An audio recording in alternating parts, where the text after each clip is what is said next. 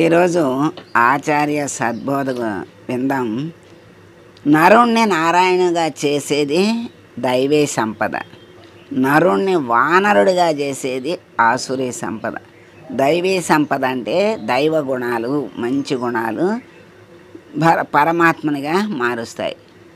మరి దుర్మార్గుడిగా చేసేది మరి చెడ్డ ఆలోచనలు, చెడ్డ పనులు, అది దుర్మార్గుడిగా మారుస్తాయి. మనిషిలో దైవాంశం ఉన్నది, రాక్షసాంశం ఉంది, రెండు ఉన్నాయి. తన కర్మలతో తాను అంటే చేసే తన పనులతో తను దేవుడు అవ్వచ్చు, రాక్షసుడు కావచ్చు. తను చేసేదాన్ని బట్టి ఎదుటివాడు దేవుడన్నా అనొచ్చు, లేకపోతే రాక్షసుడైనా అనొచ్చు. అందుకని యథేచ్ఛసి తథా కురు, నీ ఇష్టం వచ్చినట్లు చేసుకో, నీకు ఏది కావాలనుకుంటే అది చేసుకో అంటూ భగవంతుడు మనకి కర్మ స్వాతంత్రాన్ని ప్రసాదించాడు. అంటే నీ ఇష్టం, నువ్వు ఏది చేసుకుంటావో అది అనుభవిస్తావు. రాక్షసుడిగా ప్రవర్తిస్తావా లేకపోతే దైవంగా ప్రవర్తిస్తావా? దైవంగా ప్రవర్తిస్తే నువ్వే మరి దైవాన్ని ఎలా కొలుస్తారో అలా కొలుస్తారు. రాక్షసుడిగా ప్రవర్తిస్తే రాక్షసుడిని భగవంతుడు ఎలా సంహరిస్తాడో అలా నువ్వు సంహరింపబడతావు. అందరూ మరి తిట్టడము అది చేస్తారు కదా, అది ఆ బ్రతుకు ఎలాంటిదో ఆలోచించుకుంటే తెలుస్తుంది. అందుకని భగవంతుడు రెండు ఇచ్చేసి నీ ఇష్టం వచ్చినట్లు చేసుకో అంటాడు. మరి బాధపడేటప్పుడు నా కర్మ, నా గ్రహచారం అంట ఏడుస్తూ కూర్చుంటాడు.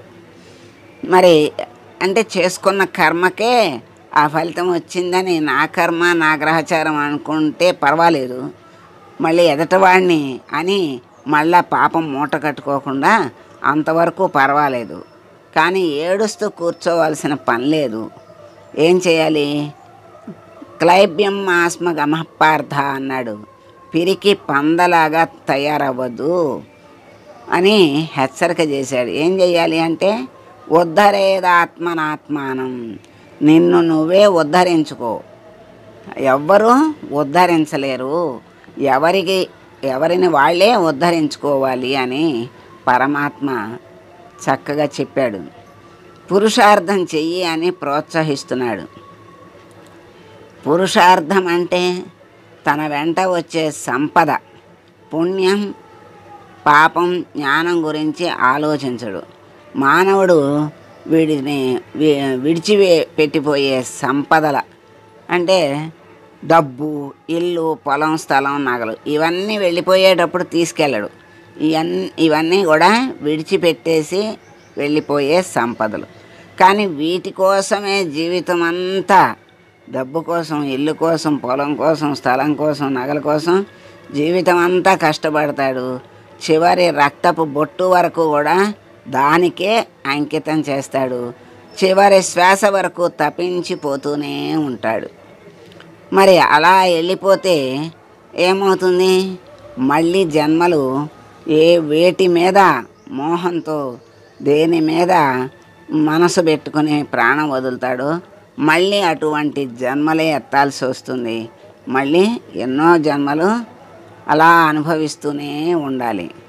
ఎప్పటికైనా జ్ఞానం కలిగితేనే మళ్ళీ జన్మ నుండి జన్మ విముక్తి కావాలి అంటే మంచి జ్ఞానవంతుడైతేనే ఆ మోక్షం కలుగుతుంది. అన్నీ ఉన్నప్పుడు అహంకారం అంతా ఉడిగిపోయిన తర్వాత శ్రద్ధ వస్తే లాభమేముంది? శ్వాసలు ఉన్నంత వరకు ఎవరన్నా లెక్కలేదు. శ్వాస ఎగిరిపోయే సమయంలో డాక్టర్ల కాళ్ళ మీద పడతాం ఎట్టయినా రక్షించమని. ఎందుకు? అహంకారంతో మళ్ళీ ప్రవర్తించడానికి. పోనీ మళ్ళీ జన్మ ఇచ్చారు కదా అని అన్న భగవంతుణ్ణి స్మరిస్తే పర్వాలేదు. వాళ్ళు మాత్రం ఏం చేస్తారు? వాళ్ళ దగ్గర మందు ఉంటుందే కానీ ఆయుష్ అనేది ఉండదు కదా. రోగానికి మందు ఉంటుంది కానీ రోగికి మందు ఉండదు. ఖబర్దార్, మేలుకో అని మనకి హెచ్చరిక చేస్తున్నారు. ఓ మానవుడా, నీ గడియ గడియ అయిపోతున్నదని గడియారం టకటక గంటలు కొట్టి హెచ్చరికలు చేస్తోంది. తెలుసుకో, మేలుకో, మేలుకొని దీపం ఉండగానే ఇల్లు చక్కబెట్టుకో. నీలో జరిగే ఈ ఆసురీ సంపదకు దైవీ సంపదకు మధ్య పోరాటం జరుగుతూ ఉంటుంది ఎప్పుడు. ఆ పోరాటాన్ని గమనించు. నీ బలం దైవీ సంపదకు ఇవ్వు, ఆసురీ సంపదని పారద్రోలు. అప్పుడే నీ లక్ష్యం నెరవేరుతుంది అని మనకి చక్కగా తెలియజేశారు. కాలం ఎలా వెళ్ళిపోతుంది, కాలం ఉంటుందా? ఎవరి కోసము కాలం ఆగదు, కాలం జరిగిపోతూనే ఉంటుంది. అయిపోయిన కాలాన్ని గురించి విచారించకుండా కనీసం మిగిలి ఉన్న కాలాన్నైనా సద్వినియోగం చేసుకోగలిగేటువంటి జ్ఞానం కలిగినప్పుడే జన్మకి సార్థకత ఉంటుంది. ఈ జన్మకి భగవంతుని అనుగ్రహం కలుగుతుంది గనక కనీసం చివరిలోనైనా భగవంతుని స్మరిస్తూ అలా శ్వాసను వదిలితే భగవంతుడిలోనే కలిసిపోవచ్చు. అటువంటి సాధన చెయ్యాలి. మరి మొదటి నుంచి చిన్నప్పటి నుంచి చెయ్యాలి. ఎందుకంటే ఎప్పుడు ఎలా మనల్ని ఆక్రమిస్తుందో తెలియదు మృత్యువు అంటారు. ఎప్పుడో 100 ఏళ్ళకి కదా పోయేది అనుకుంటారు. 100 ఏళ్ళు ఉంటామో 100 నిమిషాలే ఉంటామో కూడా మనకి తెలియని పరిస్థితి. అందుకే వాన రాకడా ప్రాణ పోకడా తెలియదు అంటారు. అందుకని తెలియని దానికోసం మనం పరుగులు పెట్టకుండా, అంటే కాలం కోసం అయిపోయిన కాలం కోసం ఏడ్చామనుకోండి, ఉన్న కాలం కూడా వృధా అవుతుంది. అందుకని కాలాన్ని వృధా చేయకుండా భగవంతుని స్మరణతో కాలాన్ని గడిపితే భగవంతుడికి ప్రీతిపాత్రులమవుతాం. ఇదే మనకి ఆచార్యులు చెప్పిన సద్బోధ. శుభం.